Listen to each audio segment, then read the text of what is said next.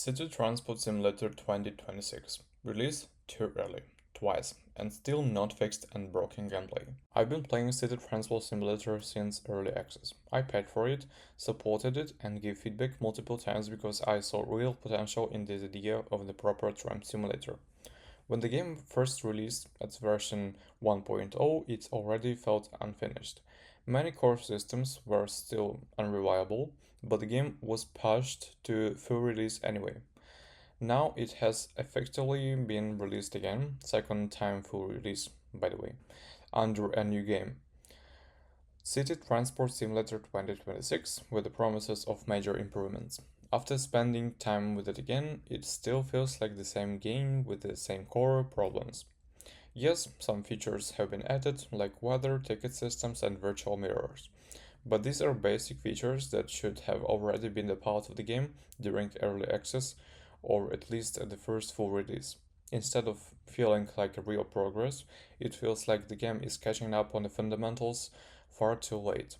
The biggest issue is still the core gameplay, especially the tram switching and the routing system. This is supposed to be the heart of the game, but it's still unreliable to the point where it can break your entire run. Both manual and automatic switching have the serious problems. With automatic switching, I was sent the wrong way within the minutes of starting a route. With the manual switching, the system sounds good in the theory, but in practice, it does not work properly. You are required to set the switches well before reacting them, but the game does not give you a clear information in time to make the correct decisions. There is no proper minimap while driving, and the only guidance come from the GPS lines on the ground that appear too late and are difficult to see from the distance. By the time you can actually see where you need to go, it's often already too late to change the switch. The only workaround is to constantly pause the game, open the map, check the route, and then continue driving. But even this is not reliable.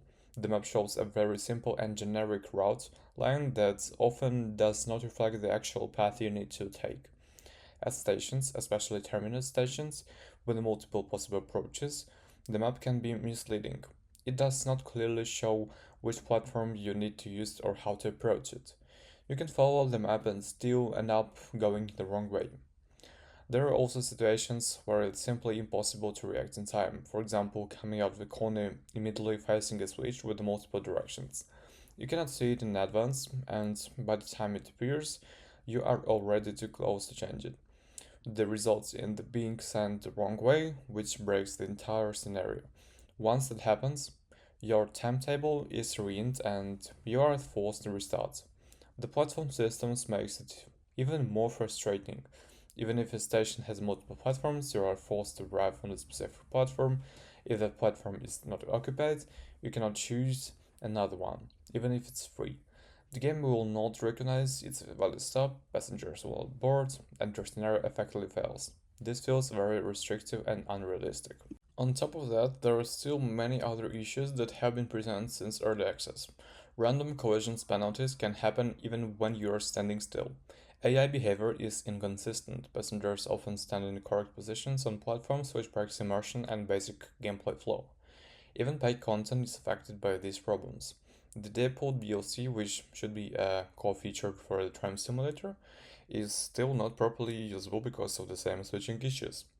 Since its release, I have not been able to reliably use it as intended, which makes it hard to justify paying an extra something that doesn't function properly. The pricing model is a joke. There's a reason pass that costs 65 euros, which includes one bus in different variations, two trams and a Vienna map that we haven't even properly seen yet. It also mentions excluded vehicles, but from what is shown so far, these seem to be just more variations rather than truly unique content. What makes this worse is that the game was originally marketed and sold as a tram simulator. That's why many people bought it. Now the season pass bundles buses and trams together with no option to choose. So even if you care about your trams, you still end up paying for the bus content you may not want. That just feels poorly throughout. What makes all of this frustrating is that there is no real alternative for the tram simulator like this. The idea is strong and there is clear potential here, but the foundation is still not stable. After early access, a full release, and now effectively a second release under the name, the core systems still do not work as they should. I really wanted this game to succeed. I supported it early and gave feedback in the hope that it would improve, but instead get an expensive DLC for the game that is still broken and finished. I cannot recommend it right now.